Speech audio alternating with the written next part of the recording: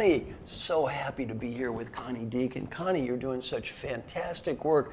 5-time Emmy Award winner, one of our 100 coaches, multiple 3-time Hall of Fame person, broadcasting, speaking, such a great background, and author of some wonderful books, such as Become the Real Deal, Talk Less, Say More.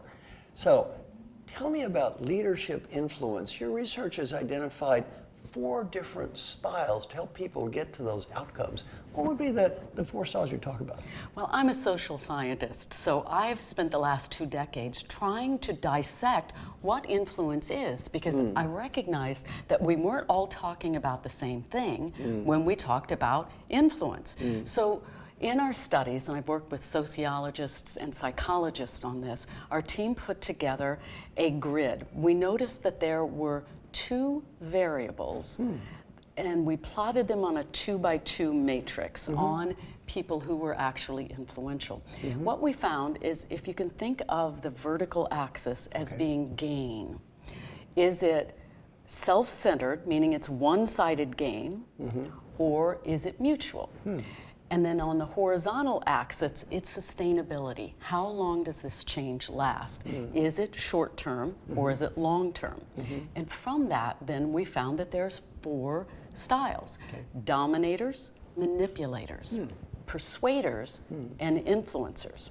Now, dominators are a person down in the bottom right-hand quarter there, where what they are trying to do is to have long-term impact, but it's only self-centered. It's for them. So they will coerce and they will control for long-term compliance, which can often lead to catastrophic change. So when you look at people like Kenneth Lay or those like Bernie Madoff, that is what happens. They are often brought down by a whistleblower. The next category, moving to the left on the bottom, are manipulators. And we all know those. You've seen so many. They will mislead or they will apply pressure in order to get what they want. They'll use power plays and hissy fits. They'll do anything to get what they want, and it's all short term. Think of Elizabeth Holmes from Theranos on that, or from that Fire Festival, people may recognize the name Billy McFarland. Those manipulators tend to flame out faster than the dominators. Now let's move up to the top quadrants, the top left quadrant on this 2x2. That's where persuaders live. Many people who believe they are influential are actually persuasive. And that means they're not getting long-term results. And so they'll use a worker bee mentality, they'll use rhetorical appeals, they'll use their charisma, anything to get people to do something now.